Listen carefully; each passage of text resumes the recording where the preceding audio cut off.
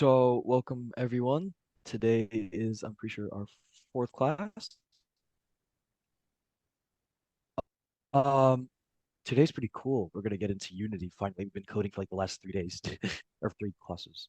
Let's just talk about Unity real quick. Unity is a game engine. It is basically a platform that you can use to make games. It gives you the ability to code, to like put in assets, all that stuff. Examples of games made with Unity are like Hollow Knight, if you've heard of that, Among Us, which I'm pretty sure some of you have heard of, Beat Saber, and more. It's just like a really popular game engine. There are other game engines out there, but the reason why we chose Unity was because it's just one of the more accessible ones and also the ones that we know the most about. So it'd be better to teach you guys Unity. Okay, so let me pull up the homework real quick. Sorry for the delay. Let's get this going. Okay. All right, so for homework solutions, just take a second to get the homework solutions on screen.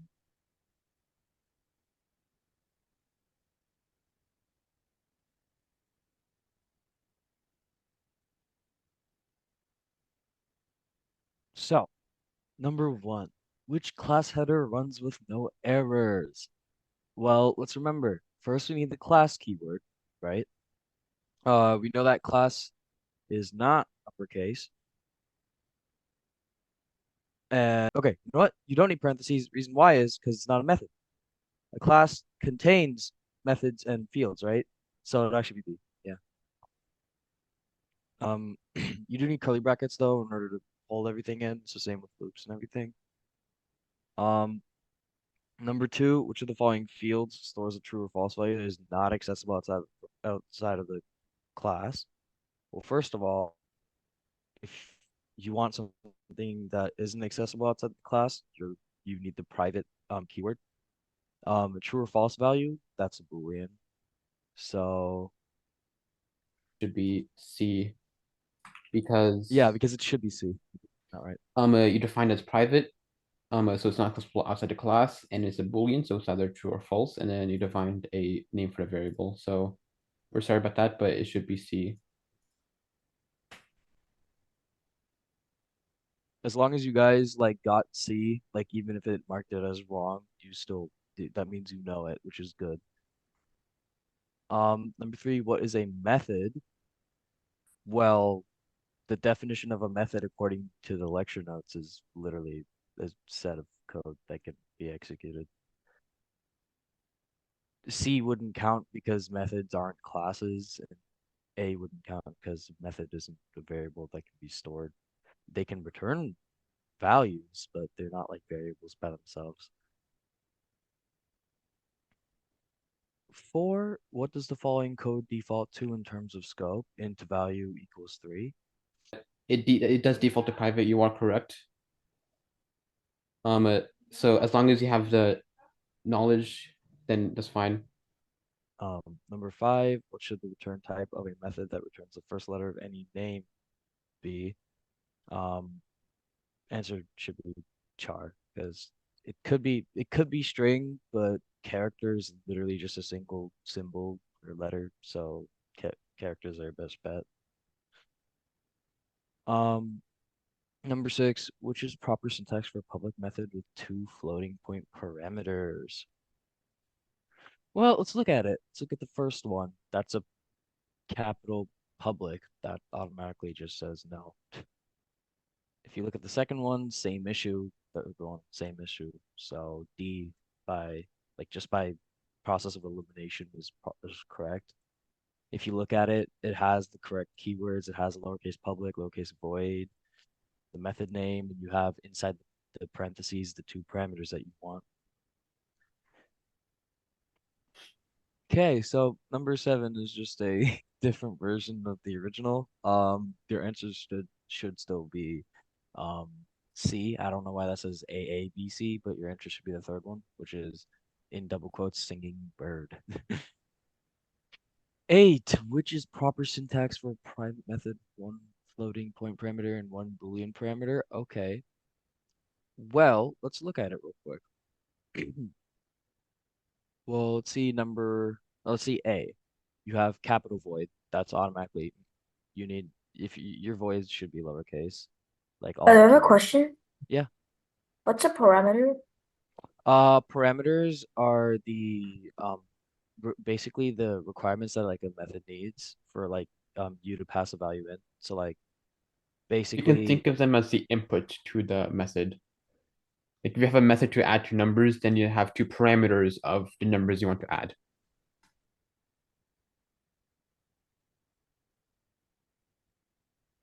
so yeah. Um A wouldn't work for two reasons. First of all, capital void. Second of all, your parameters are outside the parentheses.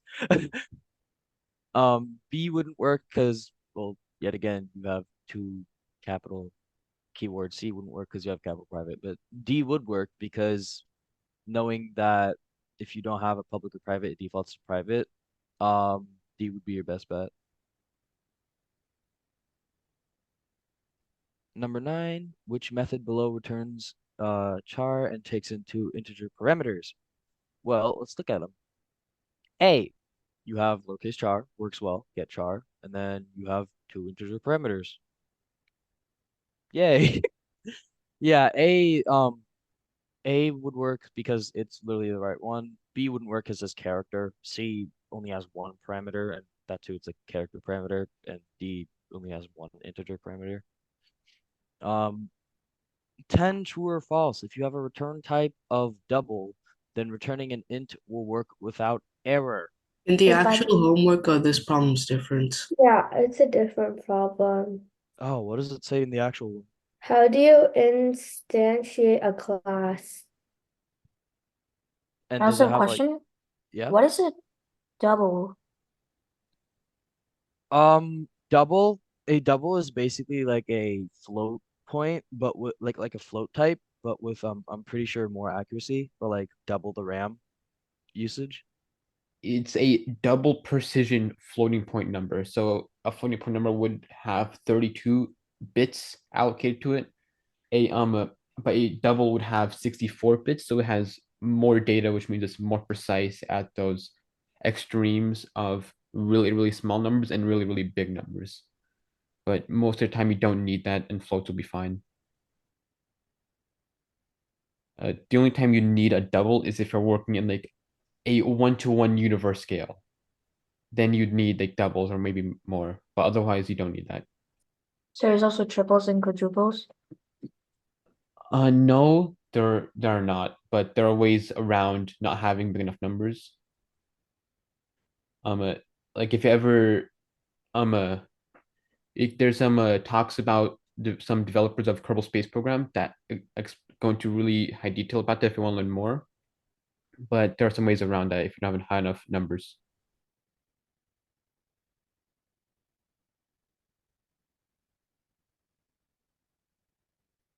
All right. Snigda, thank you for giving me the new problem, apparently. It says, how do you instantiate a class? So if you look at A, you have truck, truck name is equal to new truck. B, you have truck name is equal to new truck. C, you have truck name is equal to truck. And D, you have truck is equal to new truck. Your answer in this case should be A, because it has the name of the class. You have truck, then you have the name of your object or instantiation of the class, which is truck name, and it says equal to new truck and parentheses, your constructor. So your correct answer should be A. With all of that said, I'm pretty sure we can move on to our classwork, or not classwork, sorry, lecture notes. Um, yeah, so today, as I said in the beginning of the meeting, I believe, we are going to be going over Unity finally. So first of all is the installation part, or well, technically not the installation, it's making a new project. What you want to do is if you have Unity Hub open already, or if you don't have Unity Hub open, you can open it up right now and follow along with us. Excuse me? Yeah. It says you need a license to make a project. Yeah, so when it says you need a license, your best bet is to go for the free personal plan. Wait, I don't. Wait, do you click manage your license? Yes, I think you click Yeah. manage license, and then the free personal plan is the one you want. Wait, do I click add license because I don't see it? Yeah, I believe you do click add license, and the type of license you want is a free personal license. Free. Is it the student license? Oh, there's a free personal license. Okay, I see it. I got it. All right. All right, is anybody else having any issues with creating a new project in Unity? Yeah, it doesn't need a license. Is it for money? No, you don't need to pay anything. It's just some changes happen and need to make a license. You can just add a new license, and then create a free personal license. You don't need to pay anything. You know, it's free. Yeah, the licenses gets into like the basically the selling of game stuff, but we won't really get into that because this is just an intro to game dev course, just like, yo, how do you make games and fun for fun? So yeah, just don't worry about licenses. Um, Go to manage and then create a free personal license. This class, So for me yeah, to continue with Unity, it's asking me to create an account. yeah, I believe you do need an account, so you can just Oh, make a Unity ID. okay. So Manu, you have a question? I already have like Unity installed, so I went to Unity Hub because I Yeah, you'd use Unity Hub to manage your stuff. yeah, So but for some reason it's not opening. I don't know why. a Unity Hub. Yeah. Maybe give it a second and see if it opens. Maybe try again. Excuse me. So there's a Unity editor. So do I download the recommended version or the 2023 version or 2021? It, There's do you just download the long-term support version if you don't have a Unity editor installed. Just download the latest long-term support version. The so there's a exact the exact version doesn't matter at all, pretty much, because we're not really using like any of the new features or some of the fixes are not going to be an issue for us. So just install one of the later versions. so Um, the 2023 one. Okay.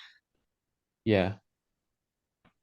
It also says something about platforms and stuff.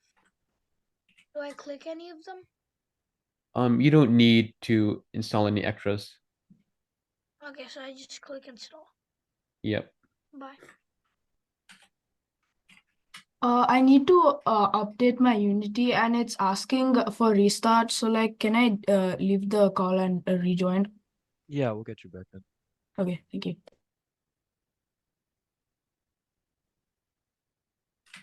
For some reason, like my project is loading, taking a long time Yeah, to when load. you create a project, it takes a long time depending on your computer. Like mine personally, it takes like 10 to 20 minutes.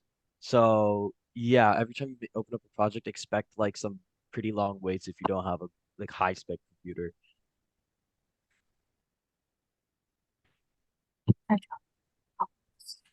This class is definitely going to be more of a like question and answering class because there is a lot of like stuff for when it comes to the installation and getting everything set up. So if you guys have any questions about what's going on now or what we've done in the past, now's your chance to ask. Now we're going to give some time to allow people to create a new project or do whatever installations they need to do.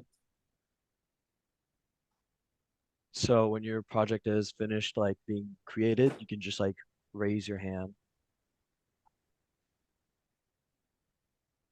Now, a little bit about Unity itself. The reason we're using a game engine in particular and not just like creating a game from scratch is because there's a lot of code that is involved with making a game, and using a game engine allows you to ignore all of the stuff that is present in every game.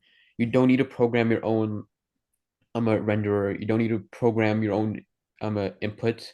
You don't need to do all that stuff that's present in every single game. So it makes the workload of creating a game so much easier. And so that's so game developers, whether you're like a solo game developer or a big studio, they all use a game engine. Sometimes they make their own, that's fine, but a lot of them just use a pre-made game engine because it's game engines are really massive and have a lot of code, and making all that code yourself will be a really time-consuming challenge. So we're going to be using a lot of Unity's built-in stuff to create our game. And we're not going to be making a lot of stuff ourselves because Unity already has a lot of stuff built in. I did get a question over here in chat saying, why don't we use Unreal Engine by Epic? Um, there's a couple Um, reasons. mhm. Unreal Engine is a lot more for like experienced developers, and like Unreal Engine is like a lot more. There's a lot more stuff going on, and you do need a lot more of a powerful computer in order to use it. Not just for like its graphics, but also for just the engine itself. It's and compiling code in Unreal Engine takes a long time, a lot longer than Unity. And it's just more complex to get into it than Unity. Unity is much simpler. There's just less stuff going on.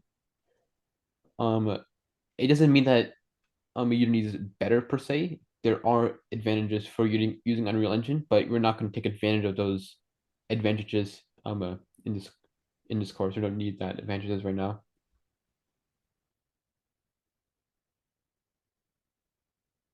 Shreya Mukherjee, answering to your question, I was just referring to the, personal information right to opt out in the Unity website. So I'm going to share the link with you. Okay. I think maybe for now, okay, if you're a Unity developer, go here to learn about your rights. Yeah. So definitely there is a way to, set the option as no. Maybe for now you could install it, and then you could work with your parents, and then work on the settings to switch that off. Okay. Okay. Yeah, I'll send you the link. I'll Oh, put it in the comment chat. Maybe for others also it could be useful. okay. Thank you.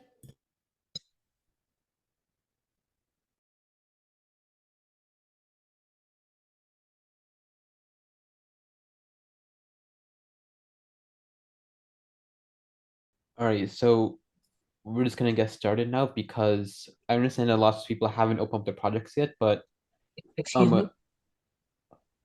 um me. we're just gonna get started now. I understand that lots of people don't have the project up, which is fine. You can follow along in the lecture notes. All we're doing today is just looking at the interface, looking at what button does what basically, and how do I use it. So you can follow along the lecture notes and do this on your own time if you want to, and maybe at the end more people will have the Unity up to participate in the classwork. But let's get started. Okay, this is gonna be your interface. It, I, to you it might look empty, it might look like a lot, but we're gonna take it one step at a time. The Unity interface is separated into separate windows. If you follow my cursor in the center of the screen to the left here, you see you have project with console. Up the top left, we have hierarchy. To the right of that, we have scene, game, and then to the far right, we have inspector. Those are going to so yeah, those are your windows I would be using the entire time. So starting from the bottom left in the project window, this is basically like your file explorer if you're on Windows or whatever the Mac alternative is. I think it's called Explorer or something. This is where all of your files are going to be stored for a project. If you have any like textures, any images, any 3D models, any code files, this is where it's all going to be stored. You can add new stuff into this by just right clicking, and then at the top of this context window where it says create, you can create any type of file that Unity has. You can make a folder, a script, you can make a 2D physics material, visual scripting stuff. We're not going to be using most of this stuff. The main stuff we're going to be using is folder and C# script. We're not going to be using anything more than those two, basically. And you can see there's already a folder in here called scenes. You can open up this folder by double clicking. And then you can tell we're in the folder now because above in this little bar right here, it says assets with an arrow to scenes. So we're in the assets folder, which contains all of our stuff. And then we're in the scenes folder inside of that. And in here we have a scene. A scene is basically like a game world that contains all of our stuff inside of it, but we'll talk more about that later. To exit this folder, you can go back up the chain by clicking assets in the top left. And you can do this no matter how many folders you have inside of each other. So yeah, this is basically how you interact with the files that you have stored in your project. In the top left of this project window, we have the console tab. If you click on it, it opens with the console. It's empty right now because we haven't coded anything, but this is where you'd have your errors showed up if you have any errors. And also if you output anything to the console, this is where it will show up. This is basically the equivalent of the console we've been using before. You can output this console, errors will show up in this console, warnings will show up in this console, everything will show up in this console. Manmohan, sorry to interrupt. Whatever you say would be, showed in the console. Could you just show an example to them so that they would know where to go and look for what? Like error, like where to go and check the error and so on. Well, yeah, errors will show up here. In the top right of this window, you see it'll tell you how many of each type of output there is, like info, errors, and warnings. The types of errors you'll see here is if you inputted a incorrect value in one of Unity's functions, or if you made a mistake in your code, like if you forgot a semicolon, this will show up here. Maybe we can show more about that later, but the main thing you need to know are these three buttons here. Clear obviously clears all of the entries in the console. Collapse, what that does is if you have a bunch of identical entries, if you have like a code outputting test, test, test, test, test repeatedly, instead of having a new line for every time you output it, it'll just collapse into one line and tell you how many times it has outputted. Maybe we can show examples of that later again. And error pause, this is a really useful feature. It's probably the one you're gonna want to know the most. If there's an error while you're testing your game inside the engine, it will pause the game and allow you to figure out what's going on with the error. Now moving on from this, on the top left, we have the hierarchy. This is where the actual stuff inside your game is going to be shown. So right now we have our scene from before. If you go back to the project window, go back under scenes. This scene is currently the one that's loaded in. In that scene, you have a main camera and a directional light. These are actually inside the scene, inside your game world. And you can add more stuff just like in the project window by right-clicking. And then down here, you can add whatever item you want. You can create an empty object. You can create a 3D object, cube, sphere, capsule, all that stuff, lighting stuff, audio stuff, UI stuff. So we can add a cube here, and you can see the cube in our world right here in the center. And then you can manipulate stuff around here, moving stuff above. And there's also a really important concept here called parenting and childing. If I drag this cube onto the main camera, you can see it drops down a bit, and there's an arrow next to the main camera now. What this means is that the cube is a child of the camera.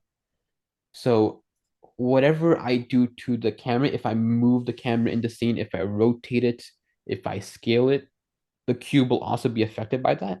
So it's basically become part of the main camera, kinda. Now, moving on to the scene, this is where you actually see the world, see like your level, let's say. This is where you have it. This is where you'll be able to view it. You can move around in the scene if you hold right click. You can turn your mouse, you can turn your camera around. And if you hold WASD, you can move around. W goes forward, S goes back, A goes left, and D goes right, just like how you play a game on a computer. And Q and E make it go up and down. Q goes down and E goes up. Also, while you're holding right click, if you scroll, you can change your speed. So now I'm going a lot faster. And then now I'm going a lot slower.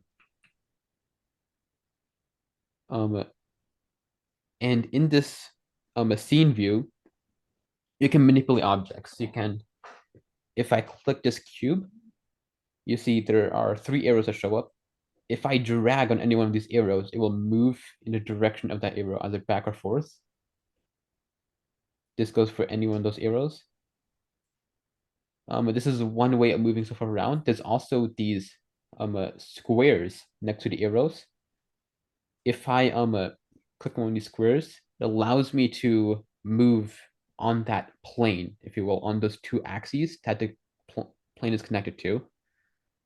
So this allows you to move stuff around effectively.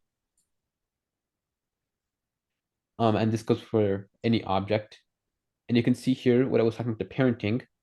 Because the cube is a child to the camera, if I move the camera, then the cube will move with it.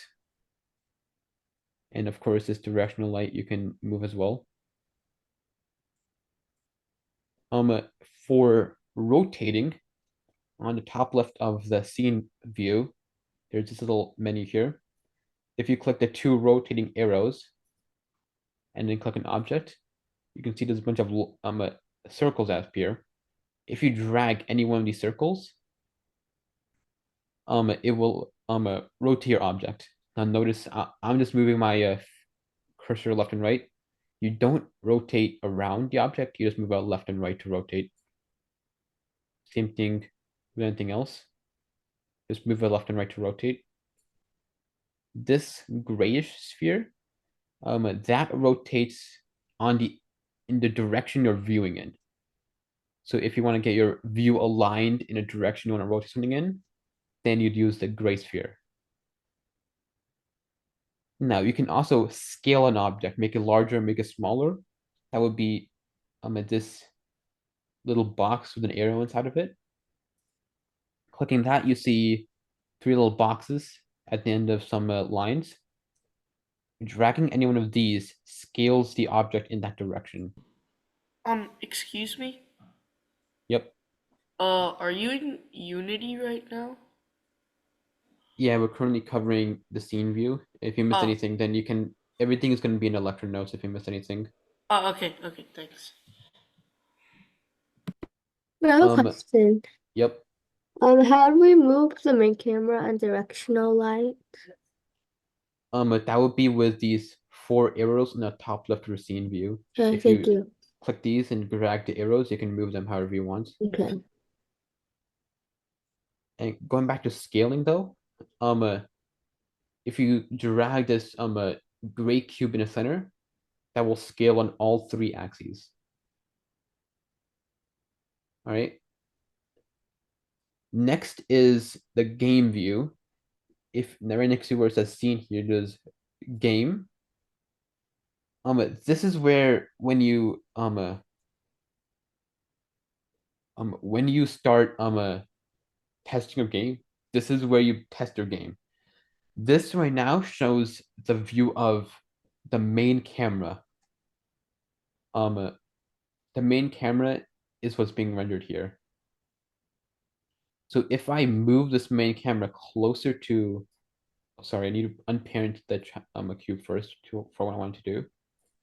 If I move the main camera closer to the cube in the game mode, you can see it's closer because the main camera is what's being rendered onto the game view.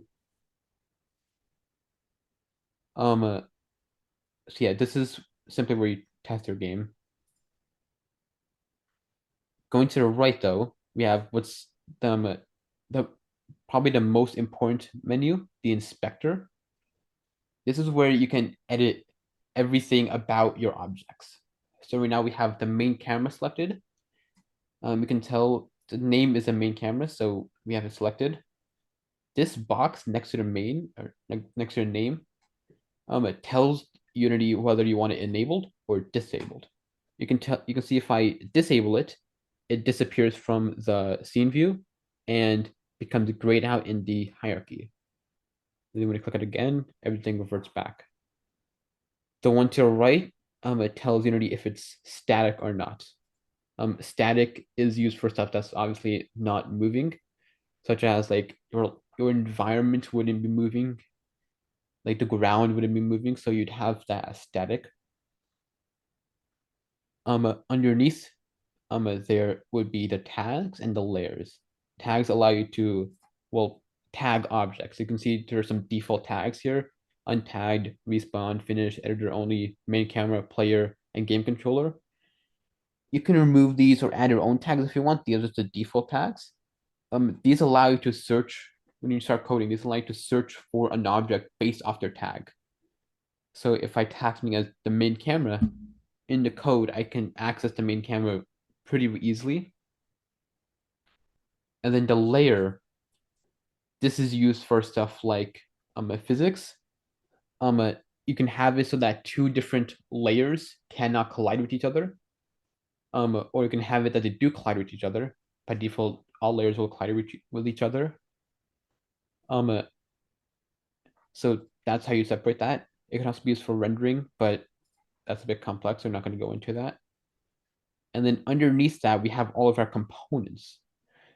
Components are what give objects their functionality. So the first component we have here is a transform component. This is on every single game object, and it tells Unity the position, rotation, and the scale of the game object. So you can see here, as I drag one of these values, the main camera will move around, just like as if I was moving it with arrows. So if you want, let's say, for the X position to be exactly 3.14159, you can do that.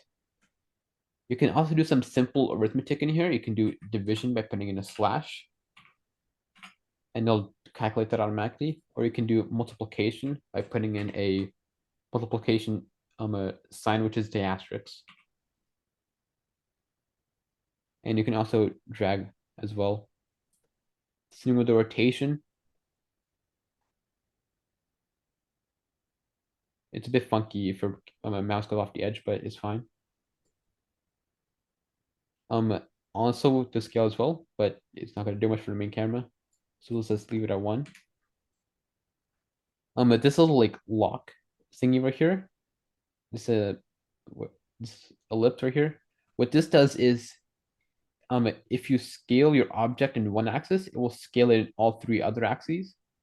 This is useful if you want to like scale something up in all like evenly, but obviously it's not going to affect the main camera. And these, remember, these are on every single object. So our box has a transform as well. Our directional light also has a transform. But we'll just look at the main camera for now. And then we have the optional components. The camera here, this is the camera component. This is what's being rendered onto the game view. And it has all of the settings here. We're not going to go too much into all of them. Besides, the main one is field of view here. If I set this all the way up to something ridiculous like 162, and then I go into the game view, you can see everything looks funky. And if I lower it down, you can see it kind of zooms in. If you want to have like an effect of your camera zooming in, you change your field of view. But like 90 or 60 is fine for most situations. If you want to look more into what all these settings do, you can obviously go into the documentation, the Unity documentations. This little question mark right here will open up the documentations for the camera, which will contain the function of all of the settings here. And it's going to be specifically for your version, which is nice, which is stored on your computer. You can see this is a physical file on my computer. So if you ever need to learn more about anything, you can just click this question mark and it'll give you all of the info. And you can add a component with this button down here. There are a lot of components built into Unity. However, when we start coding, we're essentially going to be making our own components. That's how we're going to interact with the game. So what we can do is we can add a bunch of stuff here. We can add like physics objects. We can add like colliders, joints, rigid bodies for physics, or like if we're looking at like rendering, we can add a canvas renderer, skybox, all this sort of stuff. You can also search for them, obviously. We can also add a new script, and we can give it a name, new behavior script. And then this is one of our custom scripts, so it's going to start doing its thing. And if you want to play around, you can edit the script. We're not going to go into that today. We can edit the script by going to the three little dots and clicking edit script. Also, this creates a new file in your project window. So I said earlier, this is where all of your files are going to be stored. So it just automatically creates a file whenever you make a new script. And this is where your actual code is going to go in these scripts. And you're going to have multiple scripts for multiple components, such as let's say you have a script for moving the player, and then you have a script for moving an enemy. Those would be two separate scripts because they do two separate things or two separate components, and they go on two separate types of objects. Yeah, more about scenes. I said I was going to cover this a bit later. Scenes, these are basically containers for your world. These can represent like a level or like a game over screen, a title screen. They're just a set of game objects that you can load and unload as you wish. So you can have a title screen that is the first thing that loads in, and then from the title screen, it loads in a level and it unloads a title screen. Or from the level, it unloads a level and loads a game over screen if you die. So these are how you're going to be organizing your different worlds or screens or whatever. And yeah, and in these scenes, we're going to have our game objects. Obviously I showed you how to parent or child a game object earlier. You just drag one object onto another, and when you dragged it onto, it's going to be the parent of the one you were dragging. So you already covered this. When I move the parent, it moves the child. You can unparent by dragging it out. You can also do something. If you drag the game object into your prefab window, it creates what's called a prefab. A prefab is basically an object that you can save, and then you can create new ones however much you want. So you can have a prefab for a character, let's say, and then if you have a multiplayer game, you can create a new player for every player that's in the game. So you just have that as a prefab and then make a new version of the prefab for every character. Also, I have a question about the downloading part. Sure. So like at some point, like the bar just gets stuck and it just doesn't move at all. You might want to either let it wait, or you might want to try to can't really close it, can you? You can try letting it wait, or you can try using Task Manager. If it's really not been doing much, for like a really long time, you might want to try to force close it with Task Manager. You can open up Task Manager by right-clicking on your taskbar, or searching for it if you're on Windows. If you're on Mac, I don't know what the alternative is, but you might want to let it wait. It does take a long time. I have a pretty good computer, but it still takes like 5 minutes to create a new project from scratch. And my computer is really expensive. So if you have a lower tier computer, if you have a cheaper computer, it might take a lot longer. But you could try force closing it with Task Manager or do Mac alternative if you're on Mac. If you really think it's stuck. Back on when I was talking about now that I've created a prefab for the main camera here, I can create a new main camera. I can create a lot of these by just dragging it into either the scene or into the hierarchy. And you can see I've created all these cameras here. They all have the exact same values besides their position because I've dragged them onto the scene view and altered their positions. Wait, so I checked the task manager. So what does it mean if it's like going 0 MB per second? What's that? I checked the task manager. So what does it mean if it's going 0 MB per second? You can't really read into that too much, but what I was saying is, if you really think it's stuck, if it really hasn't been doing anything for like a long time, you can click on the task in a task manager and then force close it. You can kill the task if you really think it's stuck and then try again. So there's also this option like to connect. Like it says like before I clicked create new project or like before I click like download, it says like not connected. Does that have to do with anything? Not connected as in, oh yeah, not connected to like the Unity cloud. Yeah. That's fine. Most of my projects, in fact, all of them are not connected besides one. This is the one I created today. So if it's not connected, it should be fine. It just means that like some services, Unity services that they offer are not going to be available, which is fine. We're not going to be using them. We don't need to use them. But that shouldn't be an issue if it's connected to the cloud or not.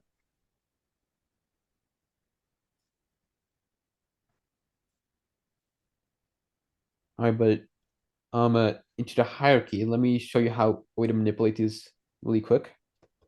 If you want to select multiple objects, you can hold control, left control, and click on them. That allows you to select multiple objects at once. If you look into the right, you notice some interesting stuff going on. If there's a value that's different for all of them, there'll be a dash where the value is. Otherwise, they'll tell you the value if they're all the same value for a, let's say, position, rotation, or like FOV or something like that. So you can edit multiple objects at the same time.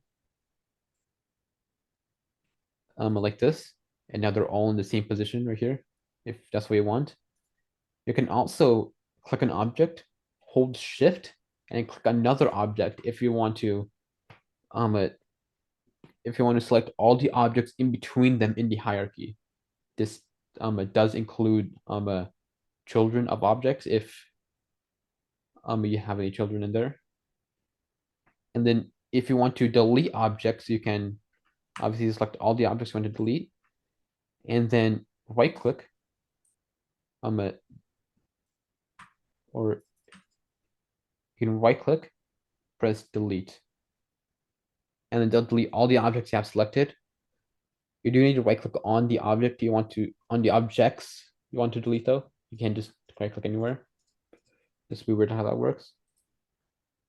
Yeah, this should be the basics on how to manipulate Unity. Any questions?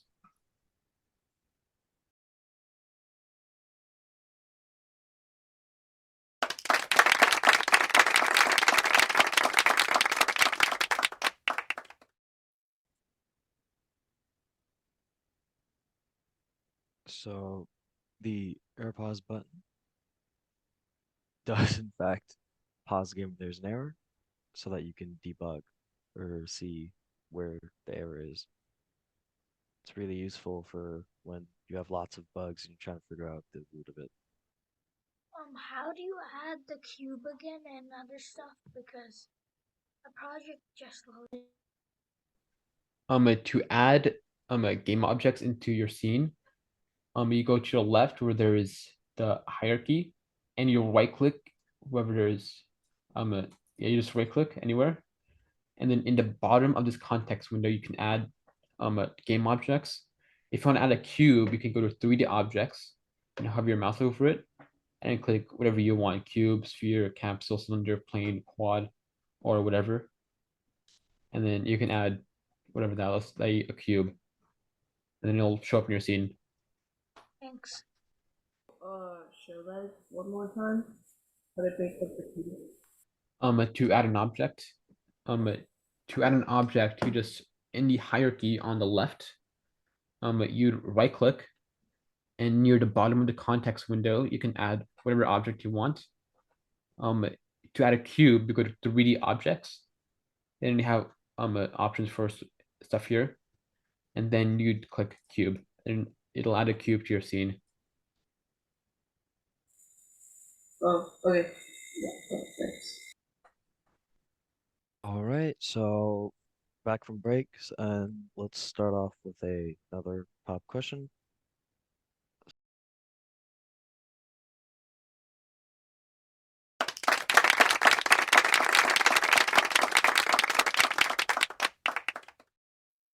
So from the results here, it's kind of interesting. I think some of you have a misconception of what the project um, window is. If you look at the project window, it it's not for managing all the objects in the scene. It's for storing assets and files. Your answer should be to organize all the files used in the project because it contains all of the things that you put into the project in terms of like files. It's also not where you edit the properties. That would be the inspector. And while we're at it, why don't we do another question just to make sure the understanding is well enough. So here you guys go. You guys have another minute.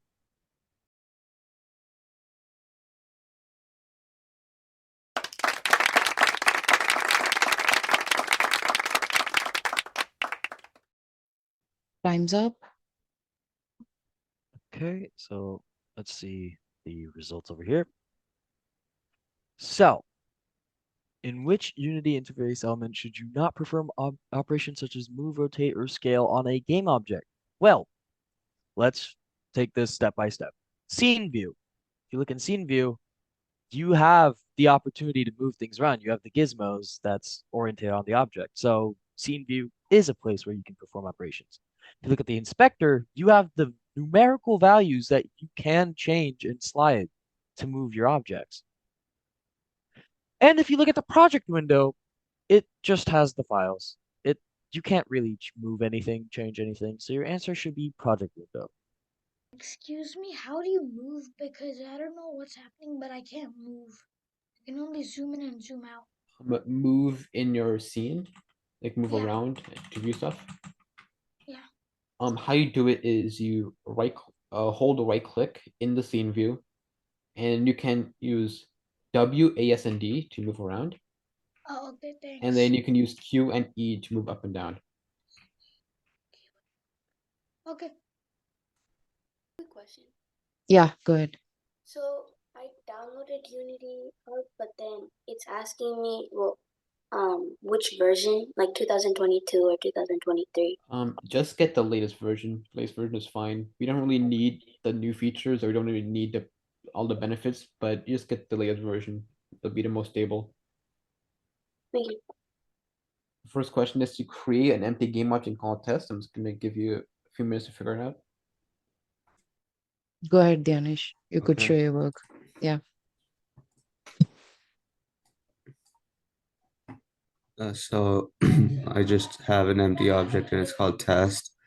I go to create empty and then just rename it to test again. And that's what makes it. That's right. Good job, Danish. For the next question, you want to create a quad object and set its x and z scale to 100. I just used the test object and I went to this part and I just wrote 100. I believe the instructions were to create a quad object and set its x and z scale to 100.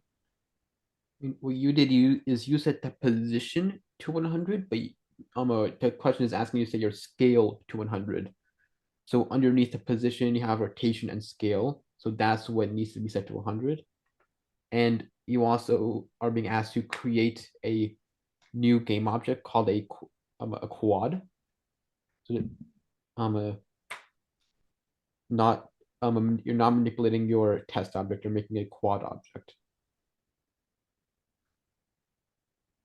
So under the 3D objects menu, if you go all the way down, there's quad. That's the type you're making. So yeah, just be careful about like what things in the transform part of the inspector that you do like change, because position, rotation, and scale, it's in that order. So just be careful about which rows you actually put your values in.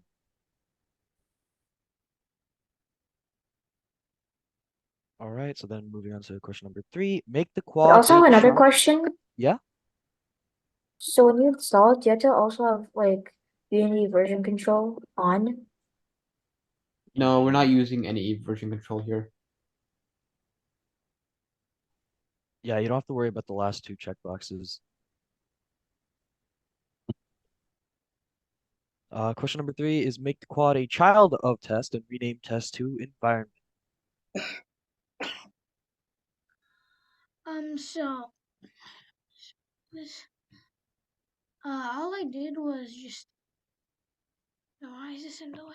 All I did was just put quad as a child of test, and I turned the test into environment. That's right. If you want to make something a child, I'm pretty sure you just drag it onto the parent object. Then yeah, renamed it to environment. Also, for That some looks, reason, yeah. a small question. So, for some reason, the quad, the Z, when I set it to 100, nothing even happened. When I set the quad for Z to 100, nothing happened. That's because a quad is just a flat plane. It has no thickness. So while making the question, I thought that I got the axes wrong, so I meant to say y, but this is fine. But because it has no thickness, scaling it in that axis where it has no thickness is not going to change anything at all, because it'll still 0 times 100 is still 0, right? Yeah. So if you want to make it wider, it'll be in the y-axis, I think. But you can play around with it and see. If you ever did want something with thickness, you'd probably go for a cube instead of a quad, because that one is one where you can scale all 3 axes. Okay. So moving on to question number 4.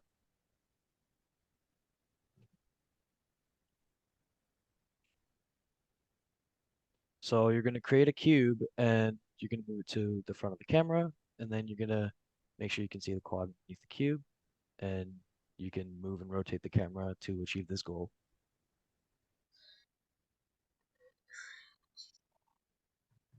Okay. You can kind of imagine it like the quad being a road and the cube being like a person. So I just want to make sure the whole road's visible. Not the whole thing, but just like a fair amount of it. I have a question. Yeah, what's your question? So like, how do you move your screen?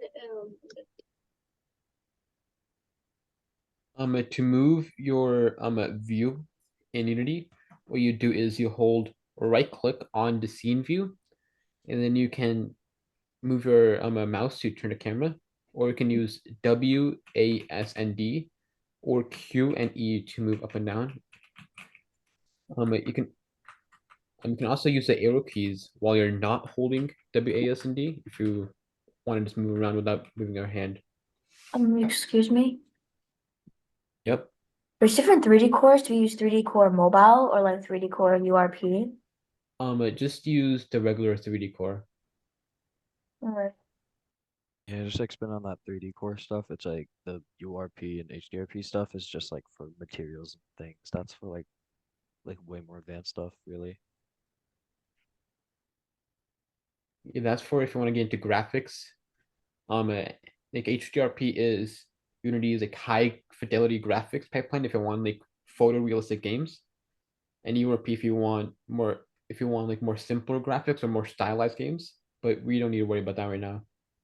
You can do more research obviously if you want to. I think I'm done.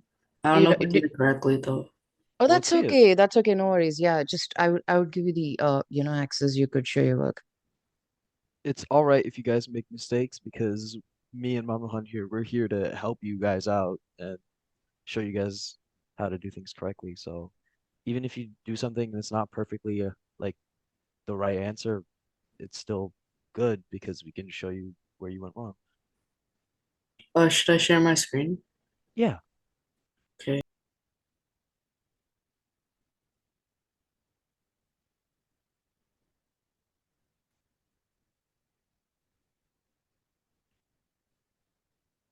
All right. So if you move to the game screen real quick so that we can see the thing, you do in fact have a cube in front of the camera. You do unfortunately have to do the other, like the past three questions with the quad and the empty game object.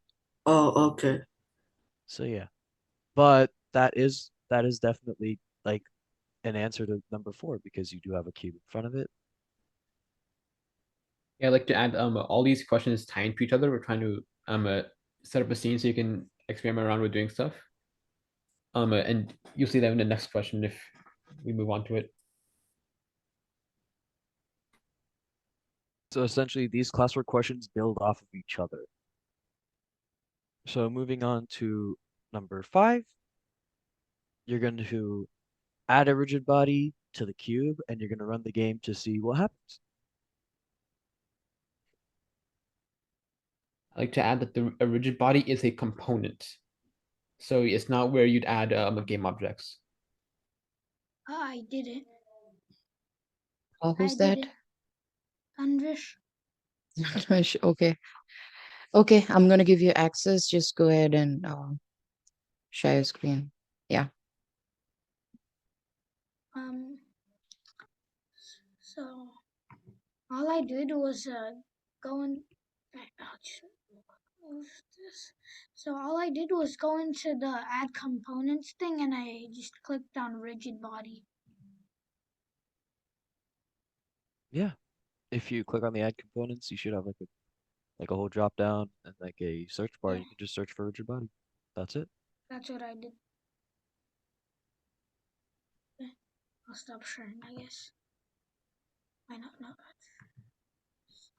Good job, Tanvish. Okay. So moving on I have to another question. So in yeah.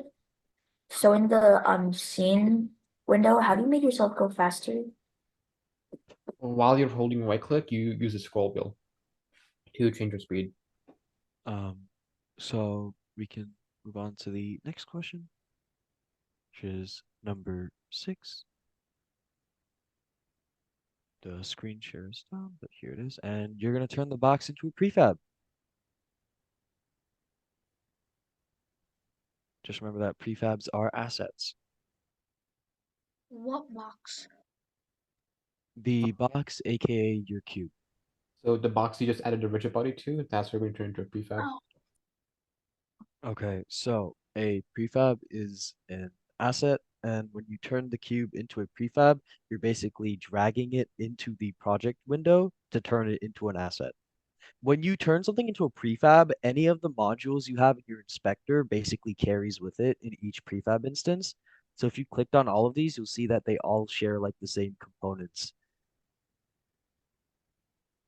So So a yeah, prefab is basically a way to store an object and make copies of them um repeatedly Wait, so and use them across scenes. Sorry, what's that? is it like parenting where they're all connected, or are they just different? Um, these are separate objects. I can edit them Okay. as I want. However, they're all come from the same like base basically. Like Oh, so if you delete that, they all die. they don't all die. However, they're now missing the original prefab and they're now like it's gonna yell at you. But this is a way of like, let's say you have like a chair object in your scene, and you have like um a bunch of chairs in your scene. Instead of having to create a new chair every single time, you can create a prefab of a chair and then make a bunch of those prefabs, and it's a lot easier because if you edit the original prefab, all of the new ones change, but all of the new ones will still have like their position or whatever changes you've made to that specific prefab. So it's a way to make a copy of something in your scene. Thanks. think of prefabs as like blueprints, and then whenever you drag them to the scene, those game objects are basically just like the built version of those. You need the blueprint in order to build anything. So if you delete it, gone. It's just going to give you errors.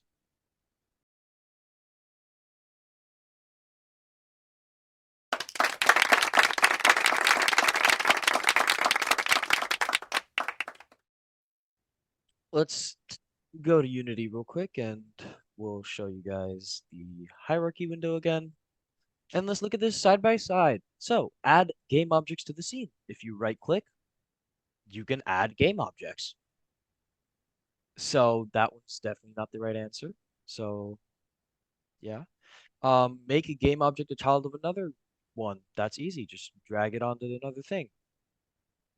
Show game objects present in the scene. You can do that. If you click on one of the game objects, you can see them more clearly in the screen.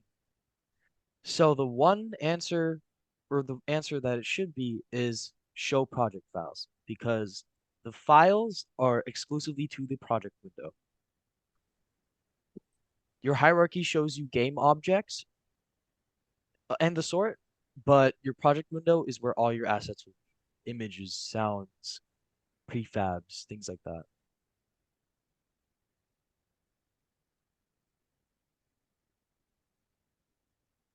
So let's move on How do you to move again? I'm trying WASD, but it doesn't work. You did you need click to into the scene? you need to be holding right click in the scene in order Yeah, to use WASD. So you need to be holding yeah, right I'm click. holding right click, but when I also do WASD, when I'm holding right click, it also doesn't work. Maybe your speed is super slow. Maybe try scrolling up a bit. On 2 times. Um, hmm. Are you like really far away from your objects? Because if you're really far away, it may look like you're not moving, but if even if you are,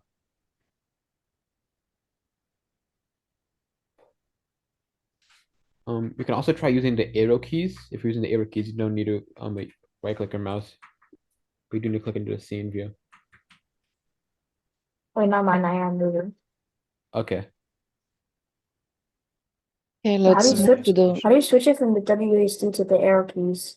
Oh, you Uh, just use arrow keys instead. you don't need, yeah, if you're using arrow keys, you don't need to hold right click. You can just click into the scene and use your arrow keys. Not, then let's move on to number 7.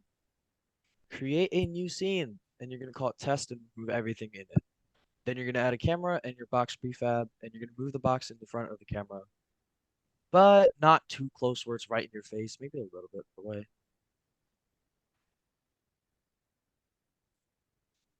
Wait, like, what do you mean by a new scene? To create a new scene, you go into your a product window and hold right click, create a new scene. So make a new scene in your project window.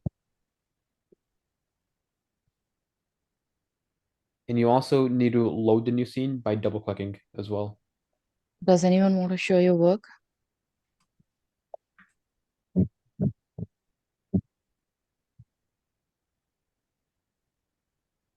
By delete everything, do you mean like the stuff inside or all the stuff that you've done? Just the stuff inside the scene. So if you make a new scene and load it, there'll be the Wait, main so like, camera and the directional light, and wait, so then you can you just delete get, those two. so like, when you get like lost on the scene, like you can't find an object, like, If you is there click like, on if you click on the object and press F, it'll zoom into that object. oh, okay. Some interesting thing that you guys can do, like in your free time, if you want to, is like look over like the keyboard shortcuts in Unity. It's pretty interesting. There's a lot of little things you can do to make it easier for you to navigate the scene view or stuff like that. So how to do this real quick. First of all, if you want to make a new scene, like just to demo that for you guys, you're gonna want to right click and you want to go to create, and then I'm pretty sure there should be a scene thing right there. Yeah. And you're going to want to click on it and then name it whatever you want. And then you're going to double click on it so that you can load it. You can think of scenes as like containers for like levels and stuff. Scenes contain their own objects, but all the assets are still going to be throughout the whole project. So in this scene, we're going to delete everything like the instructions had asked, and we're going to make a camera and cube.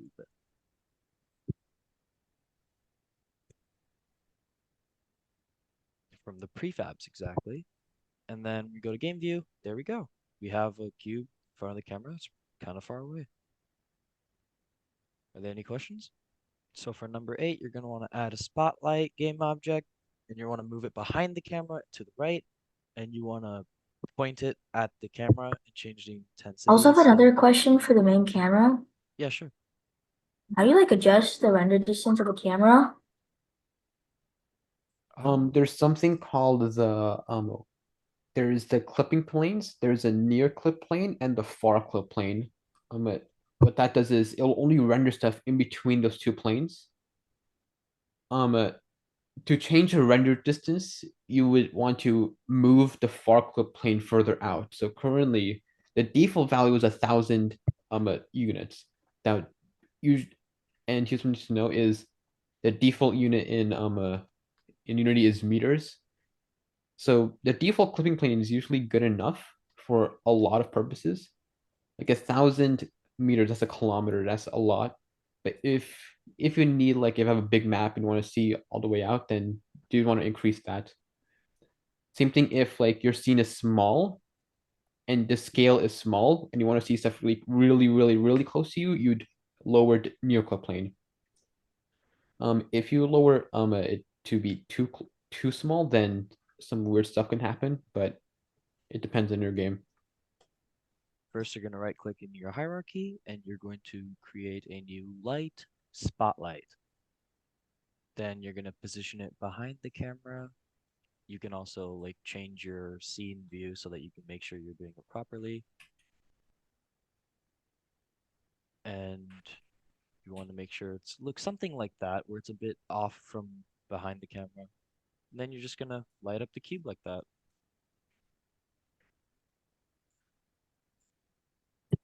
The intensity does control how bright the cube actually gets. So the lower the intensity, the less effect the light has, and the more intensity, the greater it gets. You can also make it sunset. Do you mean like the skybox in the scene? To do something like that, you need to add a directional light and a pointed to be almost horizontal. If you want this to look better, you'd want to use like a HDRP if you want to have like a better looking sunset than this. And have some like skyboxes, but you can look into that in your own time. But to the basic idea is you want the directional light to be almost horizontal. You can think of the directional way as like which way is the sun pointing.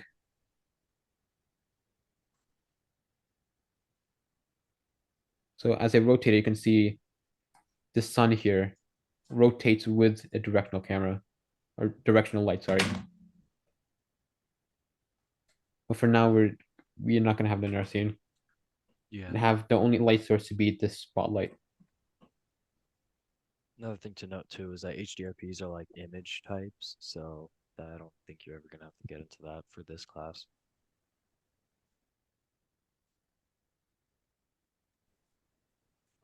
This example Also, can you does. undo stuff? Can you undo things you made? You can press Control Z to undo, and I believe it's Control Shift Z to redo, but I'm not 100% sure on that. No, it's Control Y to redo, and you can access your undo history by pressing Control U. So Control Z to undo, Control Y to redo, and your history will be under Control U or under the edit window here on the top left. Go for the last pop-up quiz. It is launched right now. You guys have a minute.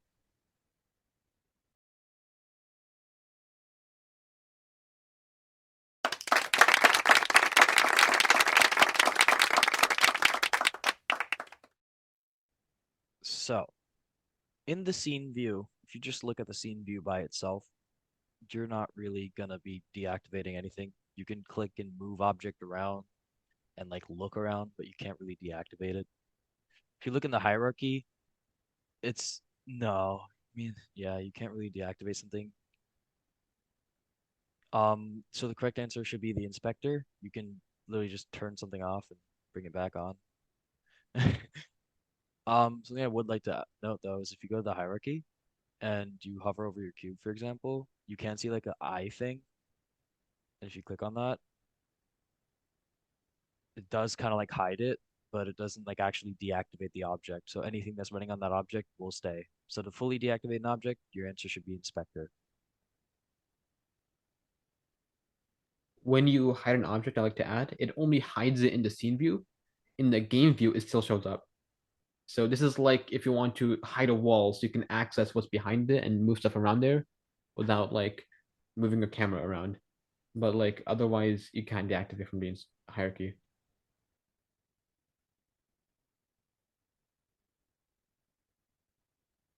That is the end of classwork.